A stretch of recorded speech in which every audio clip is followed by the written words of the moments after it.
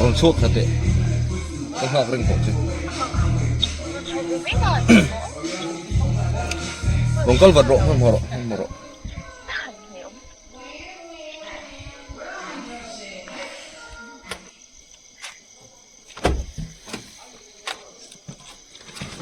Anh nghe à?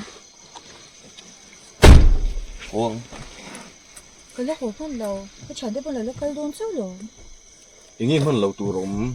Cái chuyện đấy bọn nó cái đôn số. Cái tại anh thiếu quấy mổ bạ thì tù rộm rồi. Tụi nó số về mấy rồi. Ốm về lâu cái tiền à. Chúng mình nghĩ mình cô lẽ chứ gì là. Rồi chủ về mấy tù dê lắm nè cô. Này ốm mãn. Cái là đó. Lúc bây giờ tí nó số về giúp là. Mua cái gì? Ốm thiếm lâu. Giờ nên châu. Mua. Giờ nên châu. Giờ nên châu nhỉ mấy promise.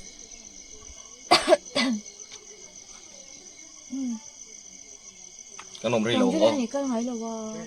Rồi quay về xin ra cái tí luôn bác ạ. Mình đi tới con nó nghe sao tôi thấy sao? À, đây là cái.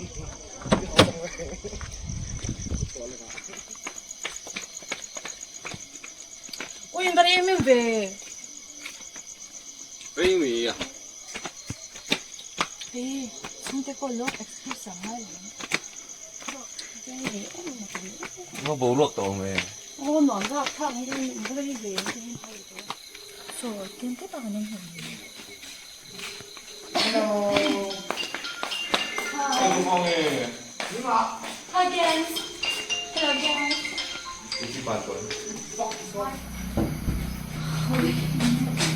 Thôi không mẹ ơi, nó 좀 이지 아니고 있니?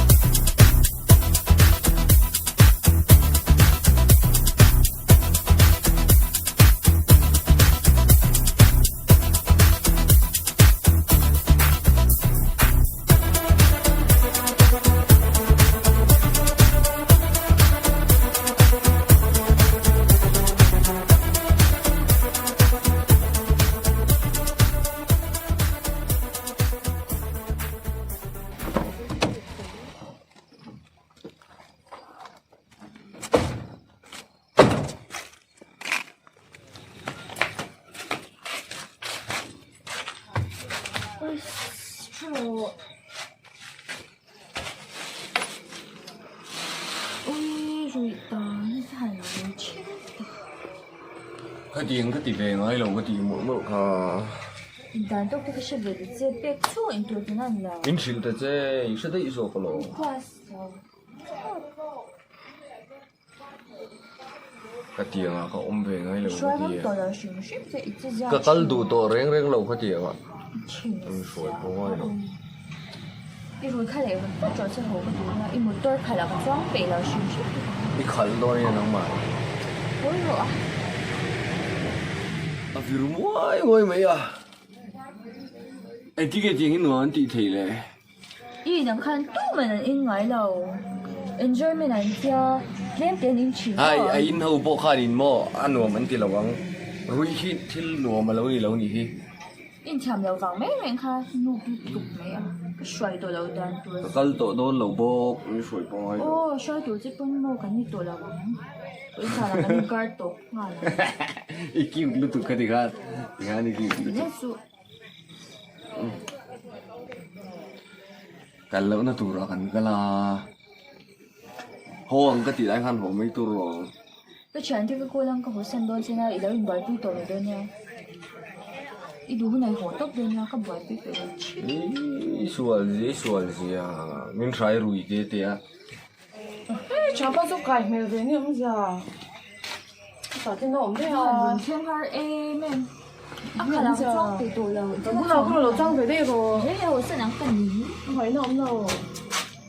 Chả có thằng nào xin cái nào. nắng cần nhí nắng thiên hít thu vào đang ôm lòng hoa sẽ cất tung chúa lòng trên ý chế mây ít thiên đua đủ pha lúc lệ tình mình đi rồi Sếp ba, anh nghe anh hồ săn chắc chưa rồi có độ hay có đôi lô hồ độ anh nghe ông đang chung môi nào có độ này cao thủy tôi rồi